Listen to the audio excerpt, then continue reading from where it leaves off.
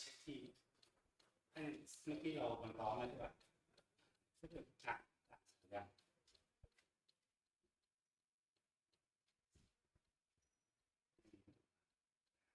เสนอไปเช็คกันอย่างนี้สู้ต้องเก็บเสียงนะแบบเก็บเสียงแล้วเสียงนี้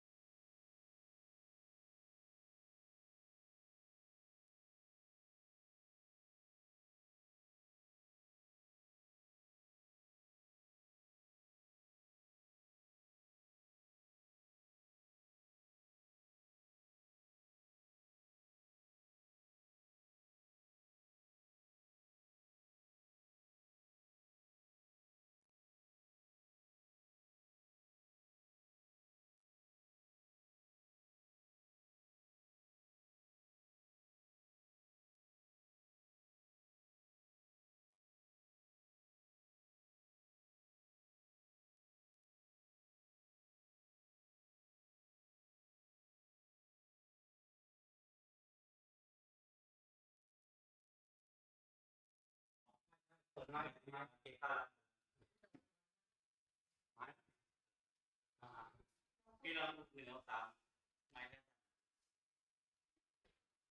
1 2 3 1 2 3 4 5เวลาแล้วนี้มันต้องเรียนแบบเรียน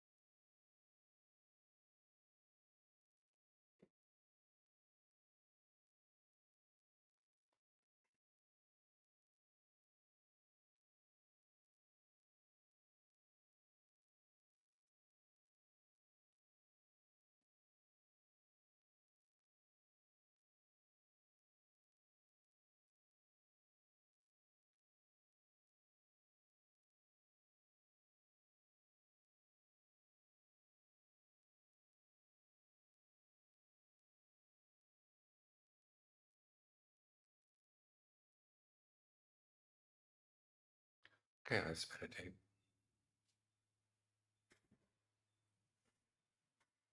Gather all your thoughts into the present moment.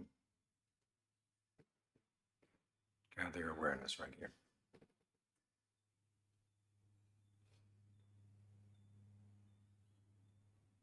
This is the beginning point of everything. Your life is shaped by your intentions. Where your intentions show themselves, they show them right here, right now. Your past intentions are things you can't watch. You may remember them, you may not. As for your future intentions,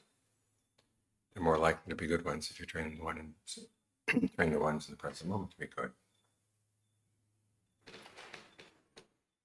So set the right intention. You want to stay right here. Be aware of your breath coming in and the breath going out. Stay grounded right here. And ask yourself what kind of breathing is comfortable. You're going to stay here, try to make it a good place. It's like moving into a house. If you think you're just going to spend one night, you're not going to spend any time to fix it up. But if you tell yourself, I'm going to be here for a long time, try to make it more comfortable, more entertaining. So entertain yourself with the breath. Ask yourself, if I breathe long for a while, what's going to happen? If I breathe short, or in long, out short, in short, out long. If I heavy breathing for a while, light breathing, fast or slow. Which do you prefer? What combination do you prefer? When the sensation of breathing feels good, how far can you spread it through the body? Give yourself challenges like this, ask yourself questions like this, so it makes the present moment more interesting. So the mind will be happy to be here. Because there'll be long periods when just like much is happening. It's like casing a joint. You know, there are criminals in an apartment someplace in the city. So you post somebody who can watch the comings and goings from the apartment. And for a long time, there won't be many comings, won't be many goings. But every now and then, something important will happen. You have to be alert all the time. So you find ways of keeping yourself happy to be here. So you watch what's going on. Because you realize your mind is the main agent shaping your life. And you want to catch it if it's doing something unskillful. And you have to remind yourself how important it is that you do this. As the Buddha said, all skillful qualities in the mind, all skillful qualities in the heart come from heedfulness, the realization there are dangers in the world. And if you're careless, you open yourself to those dangers. But if you're careful, if you're skillful, you can avoid those dangers. Of course, the big dangers we know about are aging, illness, death, and then rebirth.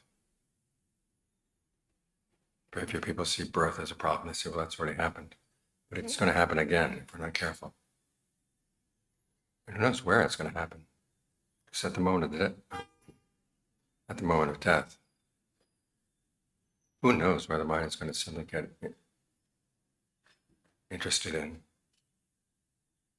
Some old memory comes up. Some dream comes up. And if you're not mindful, if you're not alert, you go places where you really shouldn't go.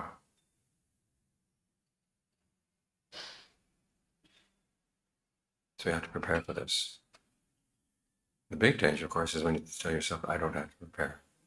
This the Buddha calls intoxication. There are three types of intoxication. Intoxication with youth, intoxication with health, intoxication with life. Intoxication is when you tell yourself, I don't have to be all that careful. I'm young. It's going to be a long time before I get old. I don't see any signs of aging in my body. Other people's bodies get old, but mine is not going to get old as fast as theirs. That's what you tell yourself. As for health, everything seems fine, healthy, good running order. And as for death, who knows? Death could come a long time from now. So when you tell yourself you don't have to worry about these things, that's the big danger. Because aging, illness, and death can come at any time.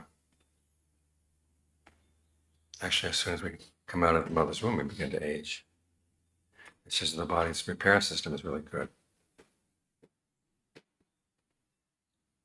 You wear it down for a bit, well, you rest a bit, and everything gets fine. That's just like new. That's what aging is actually, is when the repair system begins to wear down. You suddenly realize how much you've been abusing your body, because it doesn't recover quite as fast. It's like the color in leaves. We see the red leaves and orange leaves in the fall. You wonder, where did the red come from? Where did the orange come from? Well, it turns out it was covered up by the chlorophyll. The green pigment was so much stronger that you couldn't see the red, you couldn't see the orange. But when the chlorophyll goes, that's when you see, oh, it's been there all along. The same way aging has been here all along. The body keeps getting worn down. And as long as it can repair itself, you don't see the wearing down. But there will come a point where the wearing down gets more insistent, and the recovery time takes longer and longer. And then the recovery system begins to break down. So we have to prepare for that. And the big regret, both with aging and with death, and with illness, when we come right down to it, is that you didn't use your youth, you didn't use your health, you didn't use your life in the best way possible. At the moment of death, it's too late. You just have to pack up and go. But when you age, you still have a chance to do something good with your life. But it just gets harder and harder. Same when you're sick. It gets harder to get around, it gets harder to get up, get down. But there's still good things you can do. There's a story in Forest tradition. There was a woman who was dying of cancer. She went to see Ajahn Geoff and asked if she could come to his monastery and stay for a couple months and practice meditation to prepare for her upcoming death. He said, I can look after your mind, but you need somebody else to look after your body. Well, she had an old friend, a woman, over 80 years old, who was a retired doctor. She asked the old friend to come along with her, so the two of them went. They stayed at the monastery for 3 months, and almost every night Ajahn Geoff gave them a Dharma talk, which they recorded. Then they went back to Bangkok. A few months later, the woman with cancer died. And then the old doctor suddenly found herself with this big pile of tapes. This was back in the days of cassettes. And she had the idea it'd be good to transcribe all the cassettes, make them into a book. There are 80 plus cassettes. And as she told Ajahn Geoff, she wasn't sure that she'd be able to finish the task. She said, well, see how much goodness you can squeeze out of this body before you have to throw it out. Before you have to throw it away. So she found that she actually didn't have enough strength to do it. She ended up with 2 big volumes of Dharma books on problems of how to deal with pain, how to deal with illness, how to deal with approaching death. So even though she was 80 plus years old, she could still squeeze some goodness out of her body. I'll try to have that same attitude with your body when it's still young. What goodness can I squeeze out of this body? Realizing that it's going to get more and more difficult as time goes on. So what good can you do with what you've got? The same applies with health. We know that someday disease is going to come. So you have to prepare. This is one of the reasons why we sit and meditate. We put up with the pain. It's not the case that as soon as your legs get sore, or is it pain in your knees, pain in your hips, that you change positions. You say, no, I'm going to sit with it.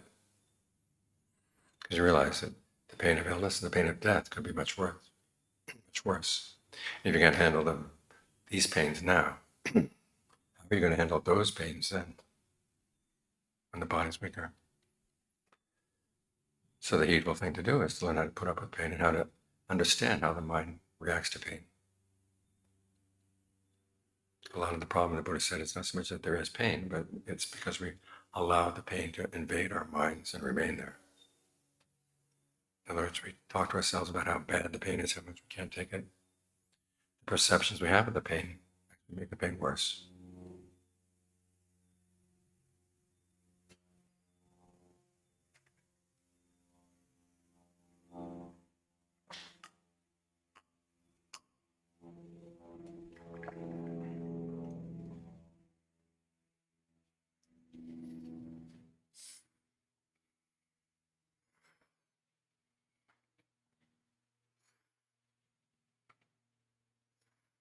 If there's a pain in the knee, we have the perception that the pain and the knee are the same thing.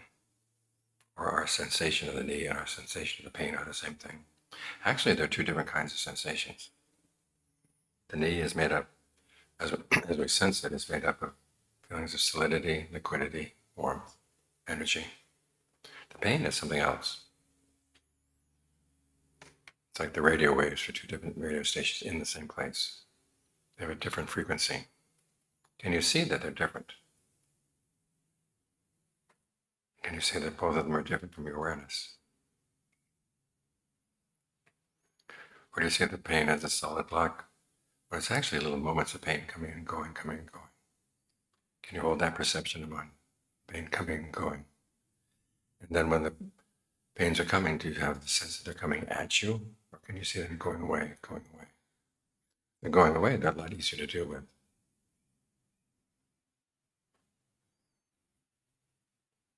So if you learn how to sit with pain and not suffer from pain now, it's going to be a lot easier as you get sick, as you approach death. Of course, with death, the big problem is the sense that everything is ending. You look at the future and it's like this big wall. But have some confidence. Buddha said it's not a wall. The end of this life is just the end of a chapter in a book that has many, many chapters. And your duty at that point is not so much to try to hang on to what you've got, it's to anticipate where you're going to go. To some extent, where you're going to go is going to depend on things you've been doing all life long, which is why even when you're young, healthy, alive, you should be doing good things to create good opportunities. So when the time comes to go, and in the Buddhist image, your house is on fire and this flame flickers out of the house and goes and catches something else on fire. You want to have some control over where it's going to go. You also want to create the opportunities for it to go to good places. When you're generous, when you're virtuous, when you have goodwill, that's creating good opportunities.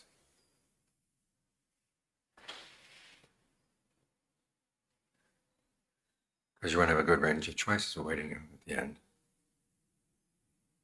I've told you sometimes about the time I was electrocuted.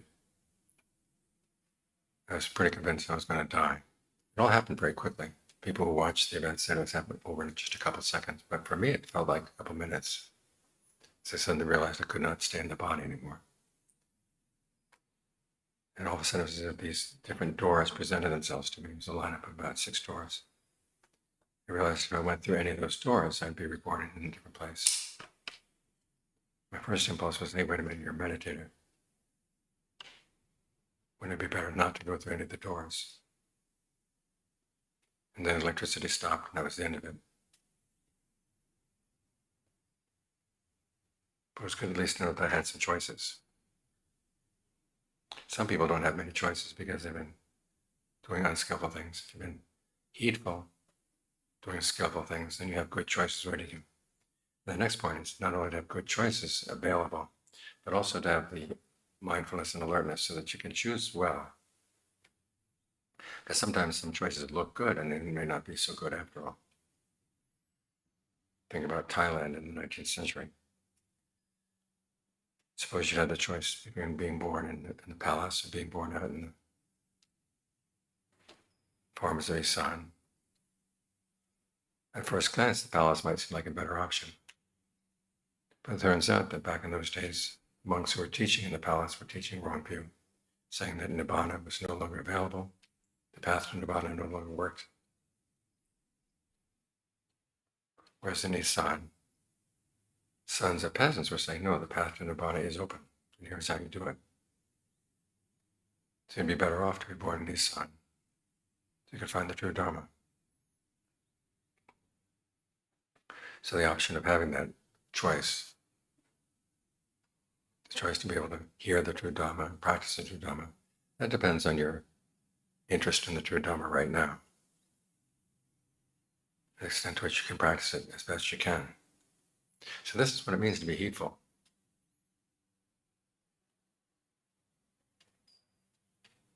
Realizing that we do have the dangers of aging, illness, and death. And the big dangers of being intoxicated with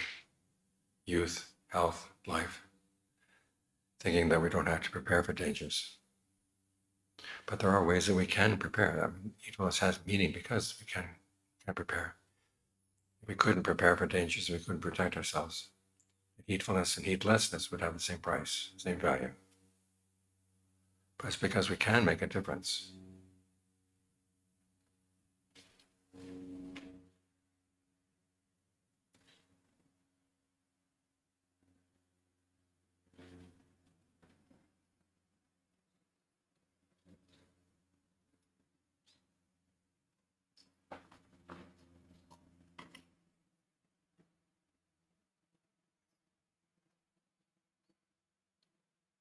It's because we can make a difference. The heedfulness is worthwhile. So remember there are dangers, but you can prepare. You can squeeze as much goodness as you can, whatever strength and youth you have. You learn ahead of time how to deal with pain. You provide yourself with good options when you pass away, and you train yourself in mindfulness, alertness, and ardency. In other words, skills of meditation. So you'll be more likely to make a mindful and alert choice when the time comes to go.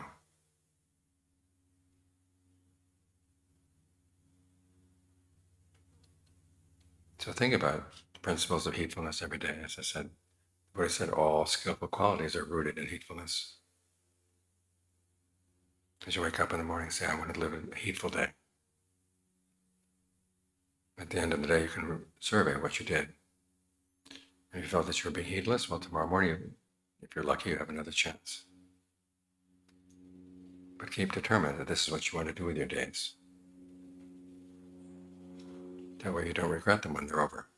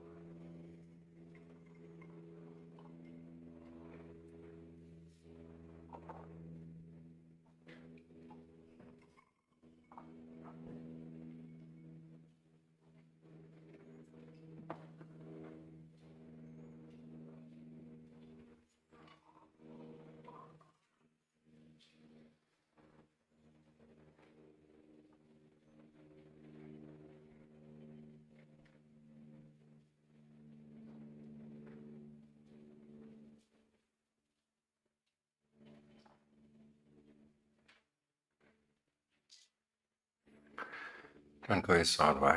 ว่ารากเหง้าของกุศลธรรมทั้งหลายอยู่ในความไม่ประมาทเป็นเพราะที่เราไม่ประมาทที่เราพ้นจากอันตรายได้เรานึกถึงอันตรายที่มีอยู่ในชีวิตเรารู้ว่าเราจะอยู่ในอันตรายเราไปแบบปลอดภัยคืออยู่ที่การกระทำของเราการกระทำของเราจะทำให้แตกต่างได้ให้พ้นทุกข์ได้แต่พ้นทุกข์ไม่ได้พ้นอันตรายไม่ได้ความประมาทกับความไม่ประมาทมีราคาเท่ากันเราทำให้มีอันตรายเลยมีเท่ากันเหมือนกันทีนี้อันตรายมีจริงมีความแก่ความเจ็บความตายและความเกิดหมุนเวียนกันอยู่นั่นบางคนก็ว่ามันเกิดเป็นอันตรายตรงไหนเกิดไปแล้วไปมันยังไม่แล้วตราบใดที่ใจของเรายังมีประทานความยึดมั่นถือมั่นต้องหาที่เกิดใหม่เราสร้างที่เกิดได้ด้วยตัณหามันก็ยึดแล้วมันก็สร้างภพใหม่ถ้าว่าเราไม่ทำให้มันจบนะครับเป็นไปได้ตลอดเลยและทุกข์ในการเกิดแก่เจ็บตายนั้นมันมากโดยหลายก็ดู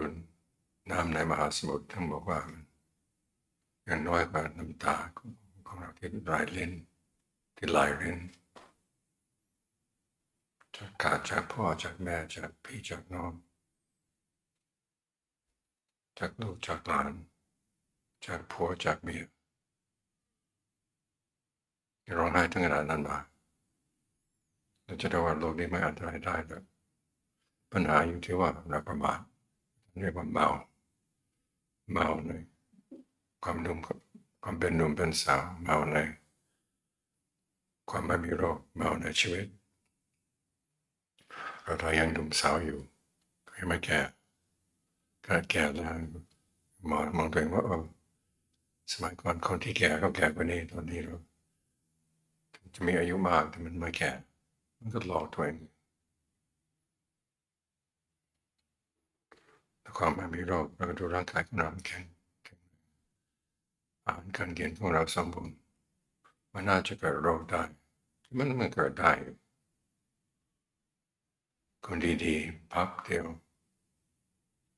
ป่วยได้ทันทีที่หาเงินกันอยู่ส่วนความตายนั้นเหมือนกันเราคิดว่าไม่ได้ตายง่าย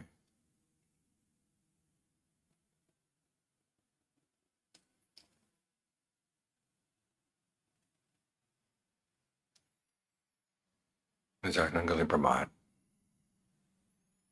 ไม่รีบเร่งสร้างความดีพอรู้สึกตัวตอนที่มันสายเวลาเราแก่ลงไปจึงรู้สึกขึ้นมาว่าไอ้สิ่งที่เราเคยทำไปนั้นง่ายนิดเดียวมันเริ่มจะไม่ง่ายแค่จะเดินจะเหินมันก็ลำบากคนข่าวลงข่าวสมัยก่อนทำได้ง่ายตอนนี้มันทำไม่ค่อยได้ต้องอาศัยผู้อื่นมันลำบากใจ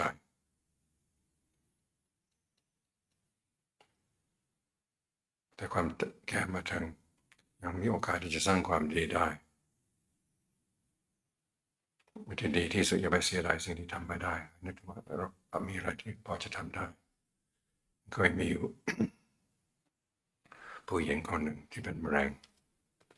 เป็นลูกศิษย์อาจารย์มหาบัวมาขออยู่ที่วัดของท่านบอกว่าเหลือแค่6 เดือนอาจารย์มหาบัวบอกว่าเรื่องการดูแลจิตใจนั้นเราก็ทำได้แต่เรื่องร่างกายนั้นต้องหาคนอื่นมาช่วยผู้หญิงคนนั้นก็จะมีเพื่อนคนหนึ่งก็เป็นหมอเหมือนกันผู้หญิงก็อายุ80 กว่าเกษียณแล้วเขาก็ยินดีไปด้วยทั้งสองคนไปอยู่กับท่าน3 เดือนท่านก็เทศแทบทุกคืนไปผู้หญิงเขาอัดเทปไว้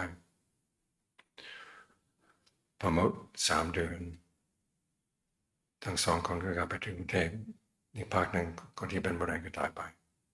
ส่วนคนแก่เห็นว่ามีตลับเทปถึง80 ม้วน80 กว่าม้วนคิดขึ้นมาอยากจะถอดเทปทำหนังสือธรรมะแต่พูดกับประจำหาบอกกลัวว่าจะทำไม่ไหวแก่ลงไปแล้วสายตาไม่ค่อยดีแต่บอกว่าเอานี่ก็แล้วกันขั้นความดีออกจากร่างกายของเราเท่าที่จะทำได้ก่อนที่จะต้องทิ้งก็ในร่างกายของเรามันเป็นสิ่งที่ต้องทิ้งอยู่แล้วแต่ยังพอมีความดีอะไรได้ที่พอจะทำได้ขั้นออกมาพอมามีความดีที่จะทำได้ก็ทิ้งมันเลยผู้หญิงคนนั้นเลยได้กำลังใจว่าจะได้ทำได้ที่พอเราแก่ลงไปแล้วความคิดเป็นความคิดถูกตอนนี้จะเสียดายว่าตอนทุกวันนี้เราแก่แล้วอันนั้นก็ทำไม่ได้นี่ก็ทำไม่ได้เศร้าใจเสียใจมันป่วยการตอนที่ดีที่สุดเราก็ทำอะไรที่พอจะทำได้ตอนนี้เราก็ทำไปเชื่อว่าความดีเราเอาเท่านั้น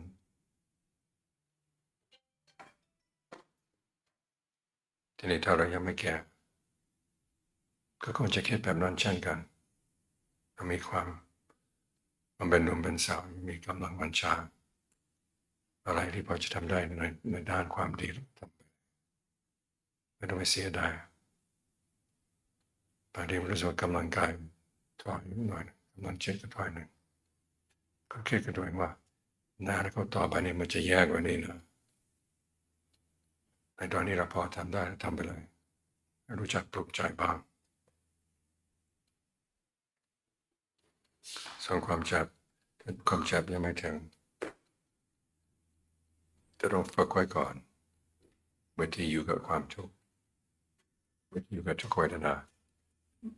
แต่ใจของเราไม่ต้องทุกข์ที่เรานั่งภาวนาอยู่นี่กัสมาธิแล้วก็เจ็บที่หัวเข่าบ้างเจ็บที่บั้นเอวบ้าง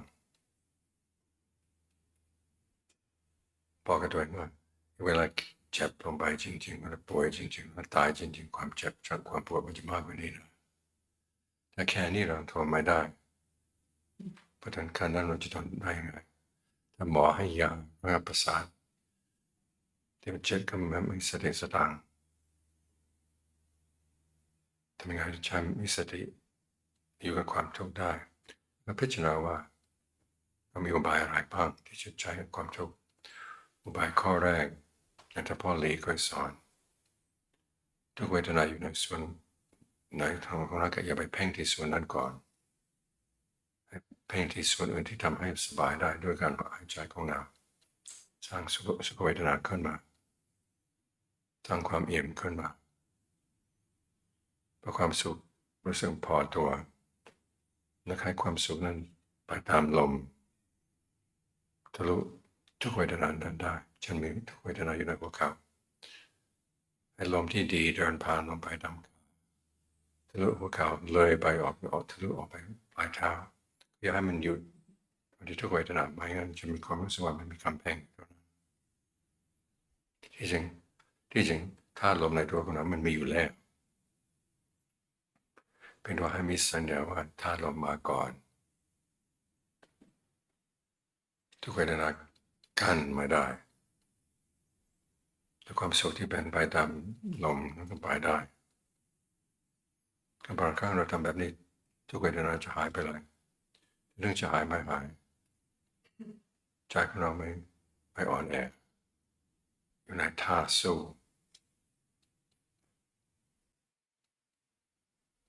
ดีกว่าที่เราไปบอกว่าทุกนานเรามีวิชาพอจะสู้ได้จากนั้นเราก็พิจารณาบอกว่าที่สำคัญอยู่ที่ว่าทุกเวทนานั้นมันจะถลำเข้าไปในจิตใจของเราหรือไม่ถ้ามันเข้ามาวิธีเข้ามาของมันก็สัญญาของเรามันสร้างสะพานอย่างเช่นเรามีสัญญาว่าทุกเวทนากับร่างกายเป็นอันหนึ่งอันเดียวกันเช่นจับที่หัวเข่ามันทุกข์ความรู้สึกของหัวเข่าความรู้สึกของทุกข์มันอันเดียวกันที่จริงมันคนละอย่างหัวเข่าก็ธาตุเด่นน้ำลมไฟส่วนทุกเวทนาเป็นความเจ็บเฉยๆแล้วถ้ามีสัญญาว่ามันทุกข์อยู่ตามธาตุเด่นมันก็จะเป็นก้อนไปเลยทีนี้ถ้าแยกออกไปธาตุเด่นก็อย่างหนึ่งทุกเวทนาก็อีกอย่างหนึ่งเพราะฉะนั้นว่าทุกเวทนามันลับไปลับมาลับไปลับมามันไม่ได้อยู่คงที่ถ้าจะไปไล่จุดไหนมันหนักกว่าเพื่อนมันก็ไล่แล้วมันก็ไม่อยู่กับที่แสดงว่าสัญญาของเรามันสร้างศัตรูเพื่อเปล่าประโยชน์แล้วถามอีกว่าเรามีสัญญาว่าเวลาที่เป็นก้อนนั้นเป็นก้อนจริงๆหรือว่าเป็นมาเป็นจุดเกิดดับถ้าดูให้ละเอียดไม่ใช่ว่ามันเกิดดับที่นี่มันเกิดเข้ามาหาเรามันเกิดหนีเข้าไปถ้าเรามีสัญญาว่ามันหนีเข้าไปพอเกิดภาพมันไปแล้วเราไม่ได้เป็นเป้าหมายเราอยู่กับทุกเวทนาได้มันก็อยู่คนละส่วนนี่อุบายที่ก็ได้มาจากที่เรายอมทนแต่ไม่ใช่ทนเฉยวัวมันควายจากเรื่องอุเบกขาของควายก็มีครั้งหนึ่งมีพายุเข้ามาในวัดหนองประพงอาจารย์ชาพอเที่ยวผ่านไปแล้วอาจารย์ชาออกไปสำรวจดูว่า เกิดอะไรขึ้นมาในวัดพอดีมีกุฏิหลังหนึ่งหลังคาปลิวไปครึ่งหนึ่งท่านก็มองดูพระก็นั่งภาวนาอยู่ในกุฏิท่านก็ถามอ้าวทำไมไม่สมหลังคาพระก็บอกว่ากำลังฝึกอุเบกขาท่านบอกว่านี่เป็นอุเบกขาของควายเราเป็นคนซ่อมมันซะอันไหนที่พอจะแก้ได้เราแก้ไปสิ่งที่ไม่แก้ไม่ได้จริงๆจึงค่อยอุเบกขา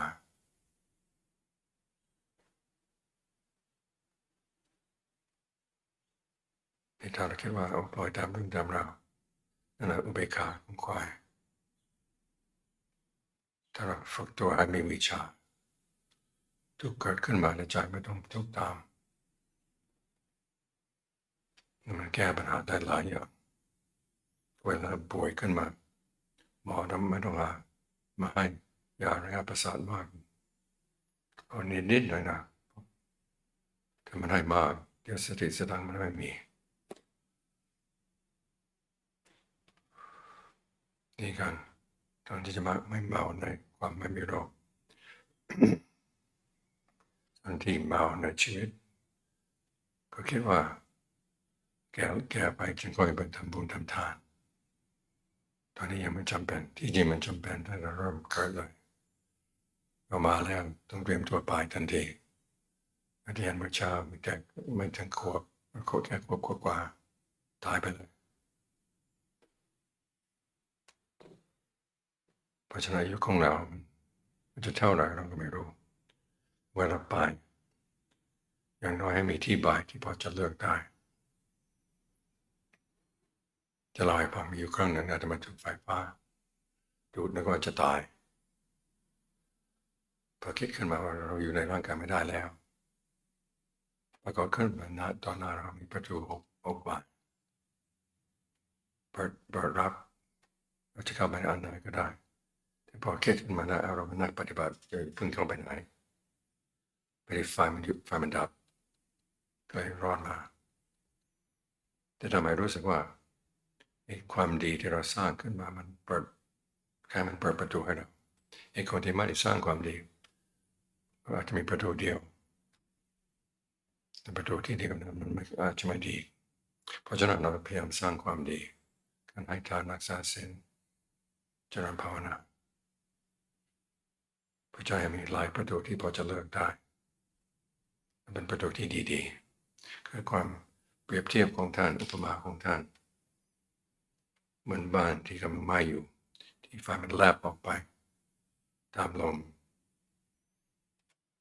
ไปจุดไฟที่บ้านอีกหลังหนึ่งที่บ้านอีกหลังหนึ่งนั้นเป็นบ้านที่ดีหรือไม่ดีมันก็อยู่กับกรรมที่เราสร้างขึ้นมาผลที่เราสร้างขึ้นมาเพราะฉะนั้นสร้างบ้านไว้เพื่อตัวเองให้ดีๆก็แล้วกันแล้วก็ฝึกสติฝึกสัมปชัญญะของเราก็ไฟที่มันแลบออกไปมันไปตามลมแล้วก็พยายามบังคับลมให้ไปในทางที่ดีนี่ต้องมีสติต้องมีสัมปชัญญะก็ต้องฝึกใจกันเป็นสมาธิให้มีปัญญานี่เรียกว่าเตรียมตัวไว้ทางโอกาสที่จะเปิดมารับเราและวิชาที่จะใช้ในการเลือกบางคนเลือกมันเอาได้สวยๆงามๆทำไมทุกคนจะเลือกว่าไปทางไหนจึงจะปฏิบัติธรรมที่แท้จริงได้จะเป็นยังไงก็ช่างขอให้ปฏิบัติธรรมได้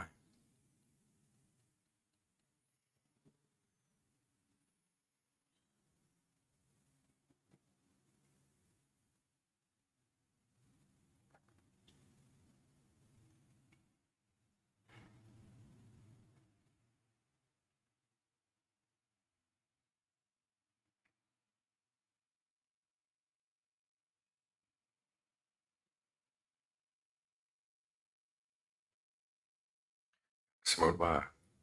สัก100 กว่าปีที่แล้วเรามีทางเลือกจะเกิดในวังในกรุงเทพหรือเกิดในป่าทางอีสานถ้าดูผ่านๆก็เกิดในวังดีกว่าแต่ปรากฏว่าในสมัยนั้นพระที่สอนธรรมะในวังสอนผิดสอนว่า หมดสมัยแล้วนิพพานก็หมดสมัยแล้วหน้าที่ของพระก็ช่วยสังคมถ้าเราเกิดในอีสานก็จะได้พบครูบาอาจารย์ที่บอกว่าทางไปนิพพานเปิดรัฐเปิดแล้วยังเปิดอยู่ไม่ได้หมดสมัยนิพพานก็ไม่หมดสมัยแสดงว่าคนที่เกิดในอีสานมีโอกาสที่จะได้รู้ธรรมะดีกว่าคนที่เกิดในวังเพราะฉะนั้นเวลาจะเลือกใครดีๆก็แล้วกันอธิษฐานเชื่อว่าถ้าจำเป็นต้องเกิดใหม่ขอให้เกิดในสถานที่ที่พอจะปฏิบัติธรรมได้เป็นปฏิบัติธรรมที่แท้จริงด้วยเป็นในโลกมนุษย์ก็ได้เป็นโลกสวรรค์ก็ได้หลวงปู่สวัสดิ์เคยพูดไว้อยู่ขึ้นมาหนึ่ง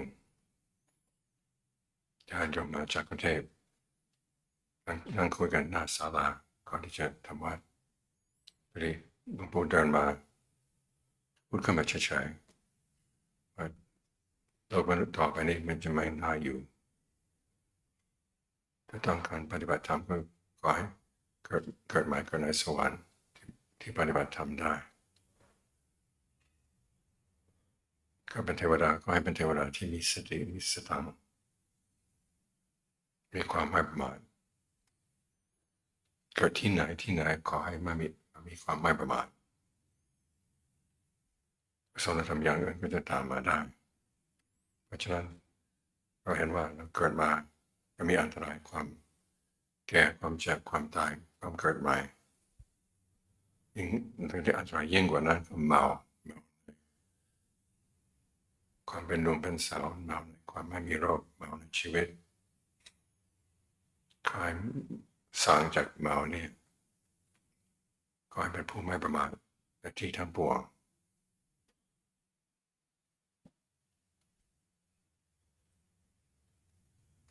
พยายามปฏิบัติตามคำปฏิฐานนี้ให้ได้ทุกวัน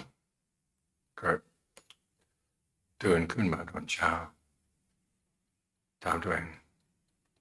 ทำยังไงวันนี้ที่จะเป็นวันที่ไม่ประมาทจะได้ไม่เสียดายในภายหลัง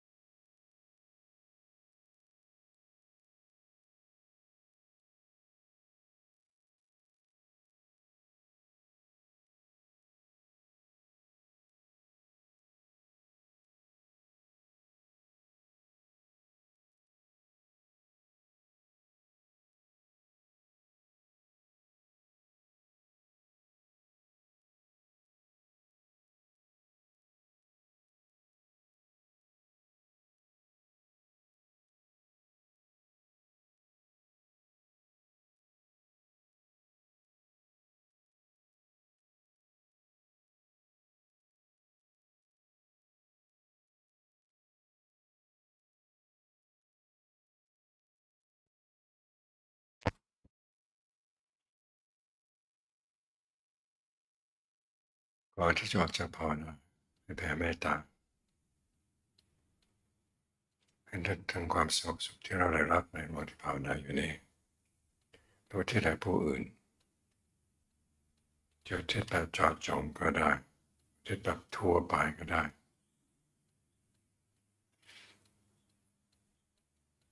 ขอให้สรรพสัตว์ทั้งหลายทั่วโลกธาตุมีความสงบสุขทั่วหน้ากันเถิด Before you leave meditation, think thoughts of goodwill. Think of whatever sense of peace and well-being you felt for the past hour. Dedicate it to others, either to specific people you know who are suffering right now, and all living beings in all directions. May we all find peace and well-being in our hearts. ส่วนผลบุญกุศลที่เราสร้างมามีใครเห็นดีด้วยอนุโมทนาด้วยเรายกให้เขาหมดยิ่งยกให้เขาของเราก็ยิ่งมาก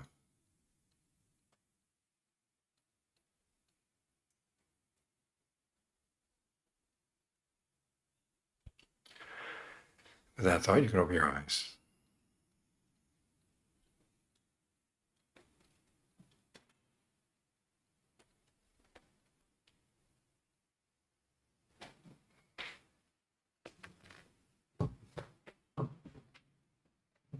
Any questions?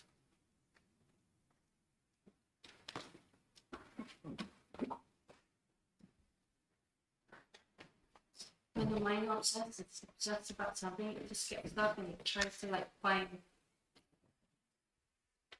the object of the obsession. Mm-hmm. So it will fit in whatever that it finds just to fit into that obsession. Mm-hmm. When I was was busy trying to like find a clever way to let go. Because some of the stuff that I have to let go, the mind doesn't want to let go. Doesn't let go. Tell yourself, what am I going to do when I have to let go? Yeah, and I try to like see the drawback and come up like, oh, everything seems to be fabricated. It's all fabrication anyway, or some phenomena, but it knows that, but it didn't want to. Yeah, I'm not ready to let go or something like that. Well, tell yourself, if I had to die right now, how easy would it be for me to let go? I was asking that question in my meditation, and then in the meantime, I was sitting there meditating, and I thought, God. So I've been practicing that actually in meditation. You're supposed to be letting go. You're practicing letting go. Right. Mm-hmm. When you're meditating, you say, well, I can let it go for now without picking it up again. But when you die, you have to let it go. Yeah. There's So no... it's... Go ahead. Go ahead, Ajahn. There's a cartoon I saw recently, and this guy is up on a ladder next to his house. You know how those figures of death, you know, the person, the black hood and the sickle? Yeah. The dad is saying, do you want to come down or do you want me to come up? Either way, it's the same. The way it's the same, yeah. Yeah. So it's always like go back to default watching. Yeah. Mm-hmm. That's the answer. If you can't come up with any solution, tell yourself, okay, let's just watch for the time being. See if you can catch something that you wouldn't expect. Question?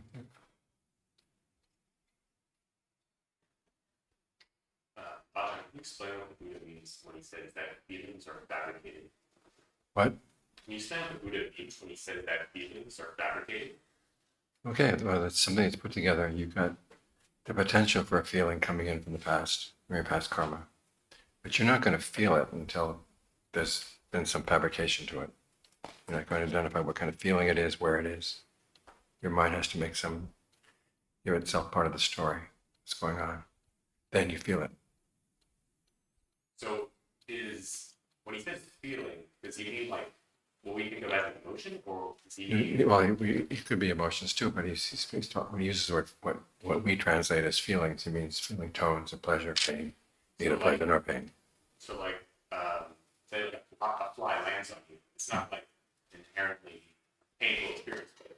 you can make it to be so. Yeah, by the way you talk to yourself about it, by the perceptions you have. Yeah. There's this ugly fly walking all over me. It's full of germs. You see pictures of magnified flies, and they have those ugly legs and ugly feet. Okay. Even the intention of letting go, we fabricate it, right? Yep, but it's you got to use skillful intentions, skillful fabrications.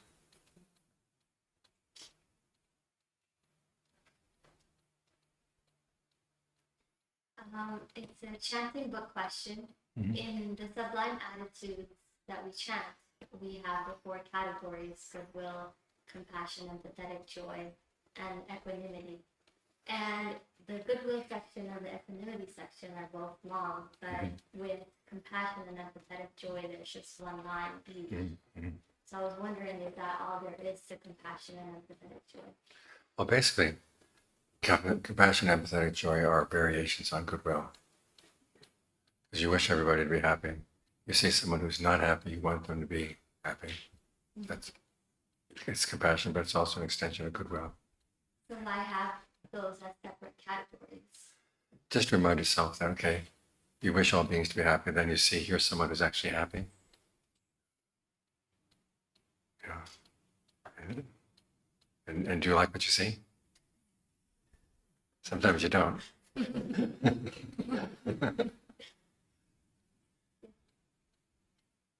เป็นบุญเจ้าค่ะอาจารย์ดีใจเจ้าค่ะพระอาจารย์นั่งได้แล้วเจ้า ต้องยืด แล้ววันนี้พระอาจารย์ก็มาโปรดพวกเราด้วยเจ้าค่ะ ต้องยืดขาบ้าง ต้องยืดด้วยใช่ไหมเจ้าค่ะเยี่ยมเลยเจ้าค่ะ เองมีอะไร โยมจะถามที่ท่านอาจารย์เล่าให้ฟังว่าตอนท่านอาจารย์ถูกไฟช็อตใช่ไหมคะทีนี้ท่านอาจารย์เห็นประตูอยู่เนี่ยค่ะตอนนั้นที่ท่านอาจารย์จุดไฟช็อตท่านอาจารย์รู้สึกยังไงเพราะว่าจะต้องตื่นขึ้นมาหรือว่าเราจะไปความรู้สึกในตอนนั้น ความรู้สึกตอนนั้นความรู้สึกข้อแรกก็โยมพ่อจะเสียใจโยมพ่อก็กลัวจะมาไปเมืองไทยกลับมาก็จะเป็นโรคนี่ที่กลับไปตาย หนักกว่าเป็น น่าก็เป็นโรคนี่ข้อที่สองมันคิดขึ้นว่าอย่าไปคิดเรื่องนั้นนึกว่ามันจะตายอย่าคิดแบบนั้นไม่ได้ตั้งสติแล้วก็ประตูมันปรากฏขึ้นมาแล้วก่อนที่เราจะเลือกไปทางไหนไปที่ไฟฟ้าแล้วก็มันดับรอดมา แต่ณตรงนั้นสงสัยแค่เสี้ยววินาทีเหมือนกับ เสี้ยววินาทีใช่แต่คนที่มองอยู่เขาบอกว่ามันมันเสี้ยวนิดหนึ่งแต่ความรู้สึกของเรามันหลายนาที ท่านอาจารย์ณตอนนั้นในเสี้ยว หมุน เร็ว มันหมุนเร็วมาก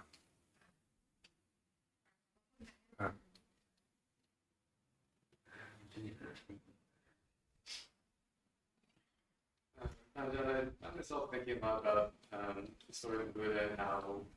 he essentially sacrificed everything to find happiness, even including leaving his family and newborn son. And yeah, I find myself wondering, I guess, what can I take away from that story? That I think,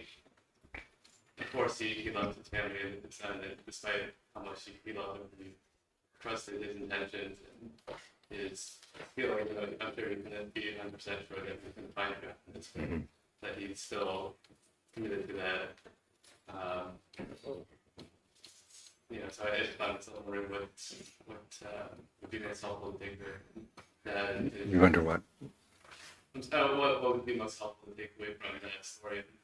Okay, the best thing to take away from that is he lived in a very different situation we have now. Leaving his wife, his wife was not left helpless, part of the large extended family. And there was a tradition back then, sometimes the husband would have to go off and find the fortune for the family and come back. So culturally, it was more accepted. When you're in our case, you'd say, yeah, there's certain things I have to give up. I have certain responsibilities I have to meet. You know, I've seen many cases where people give up their responsibilities and they don't do well. So our lesson is, okay, To what extent does his lesson apply to me? What extent does it not? Realizing that there are differences in society and the values.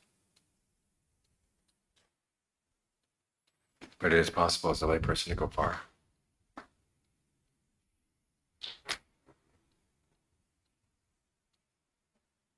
อาจารย์เจ้าค่ะถ้าคนที่มีความทุกข์มากๆถ้าเราคนที่มีความทุกข์มากๆที่เราเห็น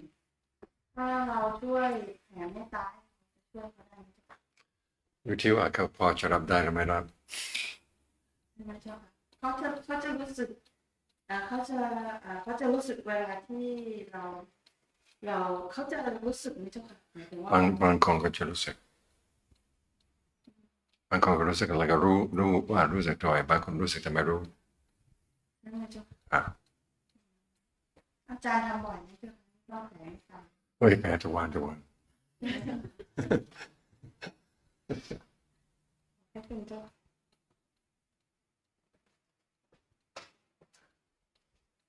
Okay, let's break for a few minutes and come back and have our meeting.